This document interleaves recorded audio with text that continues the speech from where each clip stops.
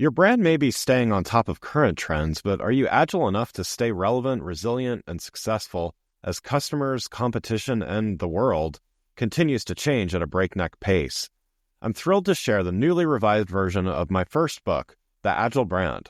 I'm calling it The Agile Brand Revisited. It's been updated to reflect our continually changing world, and it provides 7 principles that form the backbone of an agile brand, offering detailed insights and actionable steps for incorporating them into your business strategy. This is the book that started it all, and I'm excited to share it with you. It's now available in print and digital formats and available everywhere. Learn more by going to the Agile Brand Guide website at www.agilebrandguide.com. Welcome to Season 4 of The Agile Brand with Greg Kihlstrom, where we discuss business agility through customer experience, employee experience, and digital transformation. I'm your host, Greg Kihlstrom. The Agile World podcast is brought to you by TEKsystems, an industry leader in full-stack technology services, talent services, and real-world application. For more information, go to teksystems.com. To read more about the topics discussed on this show, you can go to my website at gregkihlstrom.com and read my latest articles or get a copy of my latest book, Meaningful Measurement of the Customer Experience, now available on Amazon and other retailers. My name is Greg Kihlstrom, and I'm the host of the Agile Brand podcast. Today we're going to talk about unifying sales teams and bringing people, processes, and platforms together to achieve a common goal. To help me discuss this topic, I'd like to welcome Susan Rothwell, CRO at Vericast. Susan, welcome to the show. Hi, Greg. It's great to be here. Thanks for having me.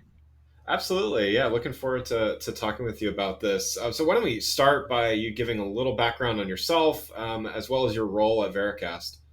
Sure. So how about if I first talk a little bit about Vericast, and then I'll talk about the role because everybody doesn't know who we are and what we do. But, Vericast has been around for a long time. As different companies, we've united under one brand called Vericast. So that's kind of what we'll be talking about today. But we're a leading marketing solutions company. And what we do is we help a lot of different types of companies, find their customers with our print and digital solutions. And we usually use a lot of analytics and data. So we engage with grocers, we engage with consumer packaged goods, retail, restaurants, the financial institutions, and we really help them kind of understand like the consumer behavior and basically use our data and analytics to help connect them, and then our different products to help actually activate them. So, it's been pretty active, over the past 2 years since consumer behavior has changed dramatically. And so, it's been an interesting journey for sure in being able to use our analytics and data and portfolio products to help our customers. So me personally, I've been with the company for 15 years, been in sales my entire career, started as a director, and now lead the entire Vericast organization, which originally consisted of different companies, which was at NCH, which is a coupon clearinghouse and data company, Harlan Clark, which is financial institution and checking solutions, and Molasses, which is a marketing services and digital media company as well. And they're all now under the one brand, which is called Vericast. Well, so last year, as you mentioned, you helped lead the company through a reorganization that aligned these businesses under a brand. And with this reorganization came the need to take all the siloed sales teams and unite them as well. So let's dive into that a little bit more. Why did you make this decision with the teams at Vericast, and what was the impact to those formerly siloed sales teams? Yeah, I think it's really interesting, to go through what I like to call as an evolution or transformation, right? I mean, we felt that as an organization, having one brand was really going to help us, leverage our customer relationships as well as all of the different solutions that sat in the different siloed parts of the organization. So, the first step was making sure that, the team, not just my sales organization, but also the company kind of understood what what that mission was, why we were doing it, and what the benefits to it were, right, to the company and to the organization.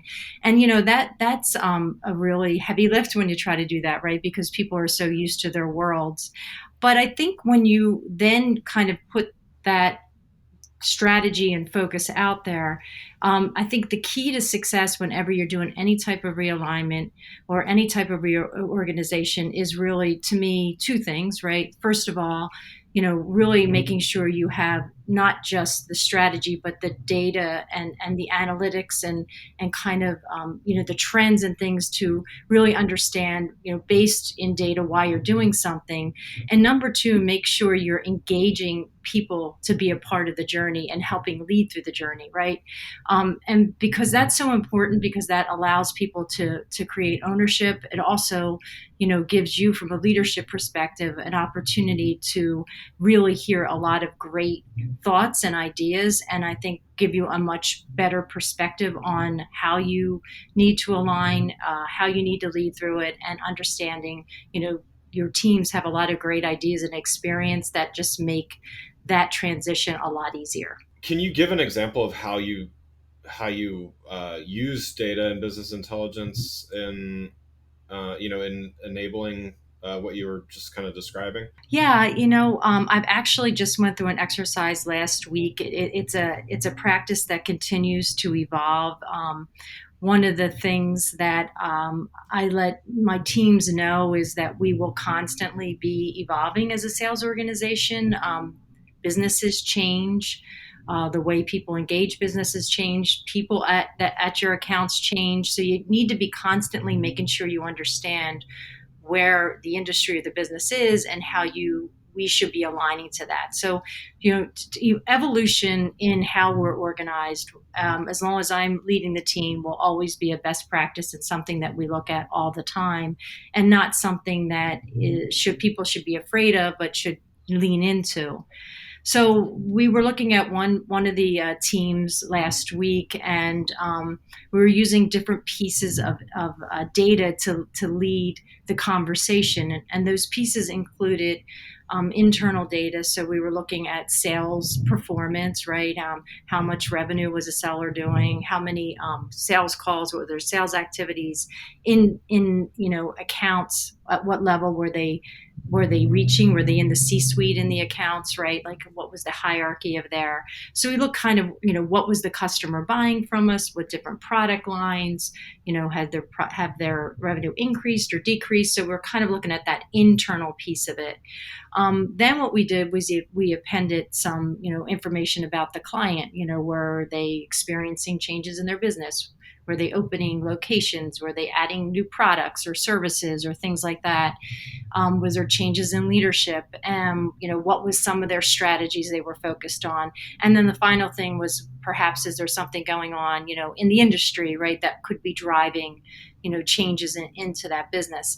And we accumulate all this data, and then what we do is we weigh it, right? We give weights to the data, and what ends up happening is, out of this exercise, which was a newer, a little bit of a different experience for us in how we use the data, we ended up looking at our top 200 accounts in one of the segments and realized that we had what we were called hidden gems, right? They were accounts that we weren't really focused on as a key growth account, but when we looked at all that data and the way we weighed it, it was popping to the top, right? And so it ended up, creating a strategy to say, here we have, 20 of these accounts that really look like they're potentially in growth mode, and we're not really aligned, from a sales and service perspective to treat them that way and engage them that way. So that's just an example of, just last week, how, we used business intelligence and data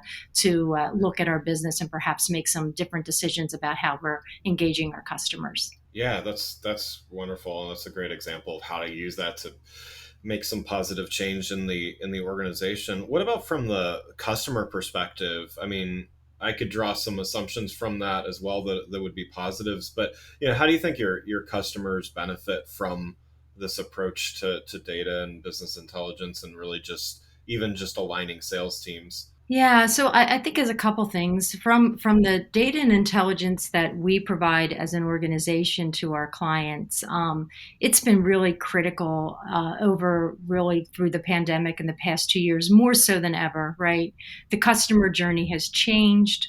I'll take an example from a restaurant. Right, they're one of a key vertical that we engage with, and you know they don't know on a given day, Greg, right? How are you going to engage one of your favorite restaurants, right? Are you going to go in and have lunch? Or are you going to, call in and pick up your order, or are you going to have it delivered, right? So on any given day, their engagement with you as a customer potentially has can change, and so that can be very challenging, for them to understand how do they actually engage a customer like you, right? Yeah. Who's changing their minds. So we use some of our intelligence and our data from that perspective to help our customers, right?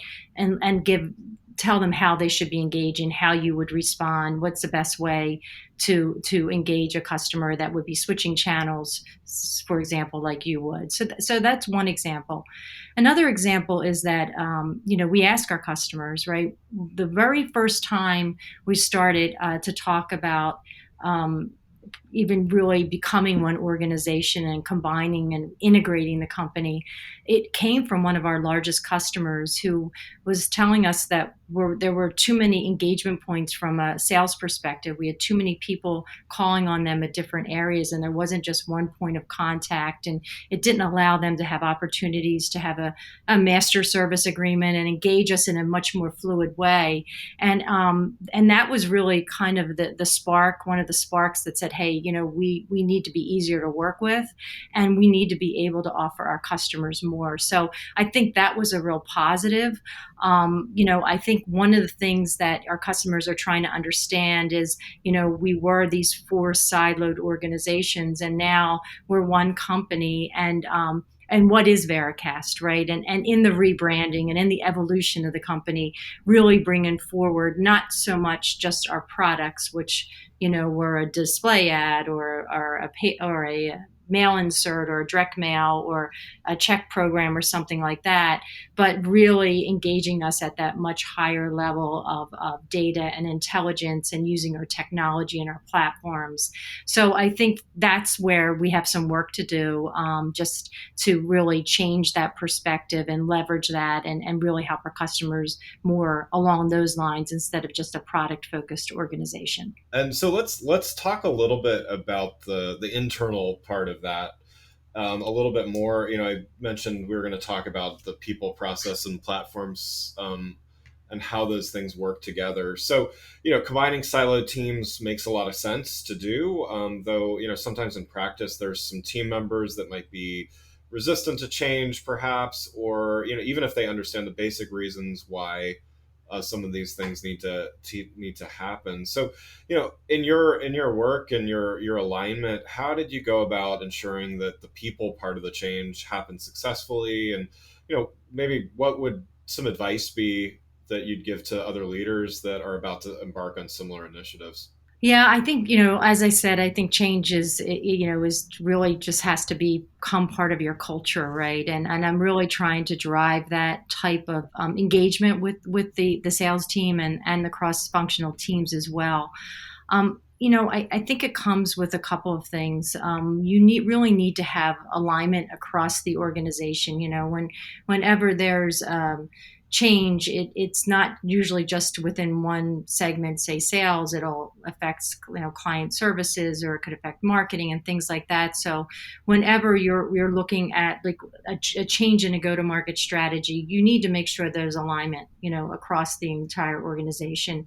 And again, like I said in the beginning, that everybody kind of understands, the short term strategy, and then where we're trying to evolve to, right? Because normally, reason why you change is to stay current, but also to evolve into something else, which is more aligned to what customers want. So having some real clear understanding and really communicating, that's key. The biggest key though is really having involvement of many levels of the organization, people in the room while the decisions are being made, the conversations are happening, having a voice, in the discussion as we're aligning, so that, again, we're making sure that we have a very balanced approach. We have a lot of different voices in the decision making process of actually how we're going to do this and why. And it's really important not only at my next level, but the leadership, but the leadership levels even below that, because they're really the ones that have to implement and take this organizational change, to the sellers, right? So, really having a lot of discussion and a lot of involvement and empowerment, right, of those teams is important in the change. And also to realize that, what? We might not get it 100% right. Most likely we are not. So, we will make a decision, we will move forward with a decision. And for some reason, if it's not the right decision, it's okay to change course and make a change, right? We can't be afraid to evolve. And if we make a mistake, think we can't fix it, we can always fix it, right? We can always reverse if we have to. So I think just having some of those fundamentals, I think so an example of that is, we were one of the teams we were going to integrate. It was right after the pandemic hit, and there was a lot of disruption to the business. We were working through a lot of things, and we were on this road to integration. I mean, we had it all mapped out. We were going to put teams together, and we decided that, one of the leaders said to me, I just don't know if this is a good idea to do this right now. It's rather distracting. We've got enough on our plate. And I thought about it for a couple of days, and I went back to him and I said, "Yeah, you're right. We shouldn't do this right now. Let's move it off to the end of the year. We'll reevaluate it. But this isn't probably the time to implement this change." So I think there needs to be some agility, right, in this process, and I think when people see that, it's and know that they have a voice, that if something's not right, we'll fix it. They have an opportunity to relax a little bit about the fact that this change is coming. I also think, though, one of the really important things is, even though we are under one Vericast, and I do have different business units or sales teams that roll up into that, you do need to keep some of the culture and identity of those teams, because they all work a little bit differently. They have different nuances about the way they go to market.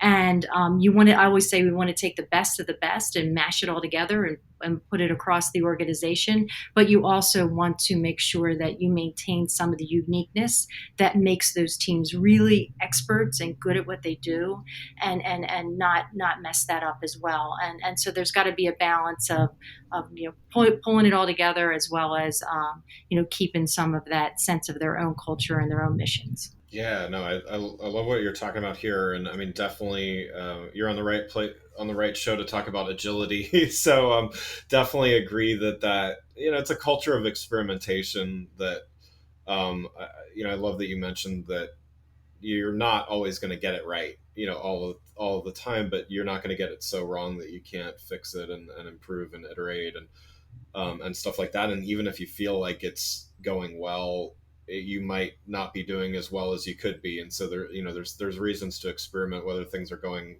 good or bad, so to speak. What role does data play in this? So I mean, definitely, you talked about not wanting to undo good cultures that are parts of teams, and yet aligning teams a little bit more together.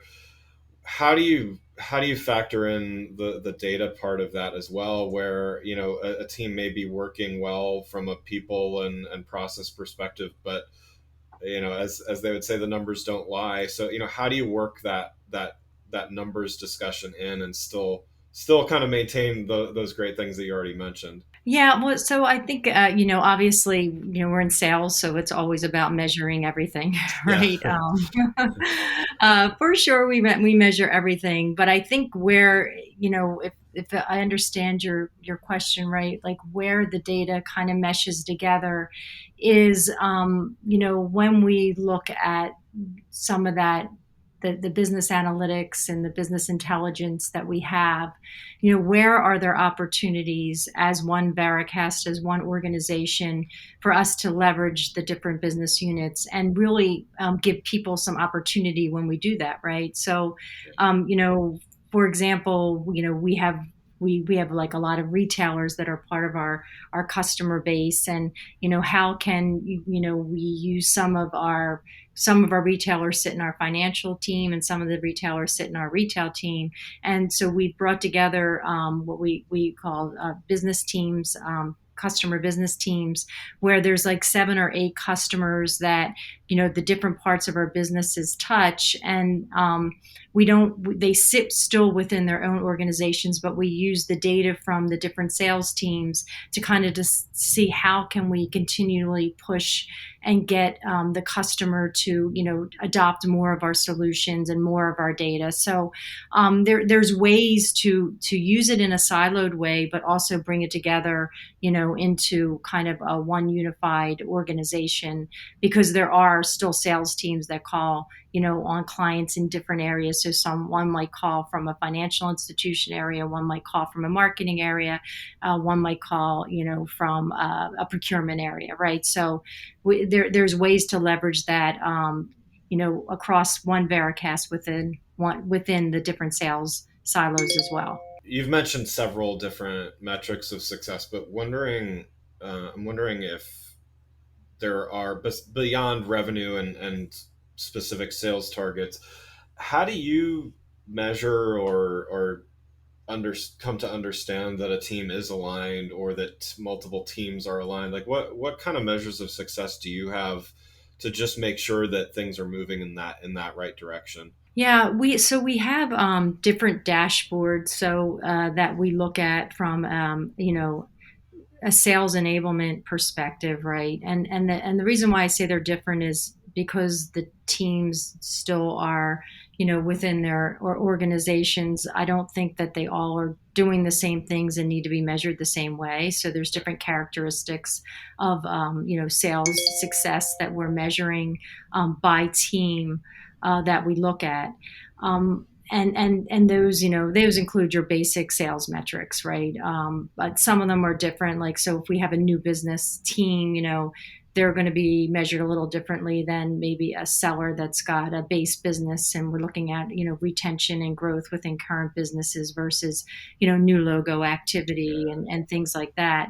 But from an overall company perspective, and this is where I was talking about making sure that you have cross-functional, what I call cross-functional alignment. We have we've got a plan this year, and the plan is very specific in certain things that we're trying to do, from launching new products, increasing our technology, retaining our current customer base, growing that base, new logos. And we have a KPI scorecard that we keep that really, holds everybody accountable, not just the sales organization, but are the other teams, doing what they need to do to make sure that this plan that we have, this go-to-market plan, is executing on time, is hitting the milestones we need to hit in order to ultimately, hit the profit and the revenue goals. One last question before we wrap up here. As you've inferred a few times, there's been a lot of change in a lot of industries over the last many months here. For other sales leaders that may be in similar or similar enough roles, what's a piece of advice that you would have for them as they navigate the months ahead? Like what are some areas they should be focusing on now, if and may not be? Well, I would definitely say, start if you're starting to think about, an evolution or a transformation of your team or the company, definitely start with data, business, and industry intelligence, right? If you start with that base data, that gives you the foundation. Obviously, you can interpret it different ways, but I think it's a great foundation to start. that creates kind of the story that allows you to align the strategy. But I also think more importantly, like you need to make sure that you start to create a conversation and a culture that, transformation and change is the constant evolution of the business. I mean, how do you stay relevant if you're not constantly trying to engage the business wherever it is at that time? And you need to be proactive about it. I think it's really hard when you wish you would have done something, shoulda, woulda, coulda, right? Right. And trying to be proactive and saying, looking, taking that pause, looking at how the business is doing. Are your assumptions working? Are they not? And leaning into the change before you're kind of forced to it because the bottom's falling out or there's tons of pressure building up, because you can make better decisions when that's not going on. And then ask for feedback, as I talked about before, from your team, from clients, from cross-functional leaders, as you're starting to develop your thoughts, and you don't have to have the plan baked, right? As you start to think about things, I always say, you got to roll things around in your head, bounce those ideas off of people and get some feedback before you kind of start putting some of your ideas down and start to want to execute them. Wonderful. Well, Susan, thanks so much for joining the show. Yeah, thanks for having me. Yeah, absolutely. For those listening, what's the best way for them to keep up with what you're doing? You can find me on LinkedIn, that's for sure. Well, again, I'd like to thank Susan Rothwell, CRO at Vericast, for joining the show. Thanks for listening to the Agile Brand with Greg Kihlstrom. Talk with you next week. Thanks again for listening to the Agile Brand with Greg Kihlstrom podcast, brought to you by Tech Systems. If you enjoyed the show, please take a minute to subscribe on your podcast channel of choice and leave us a rating so that others can find the show more easily. You can access more episodes of the show at www.theagilebrand.show. To get a copy of my latest book, Meaningful Measurement of the Customer Experience, visit my website at gregkihlstrom.com. Until next week, stay agile.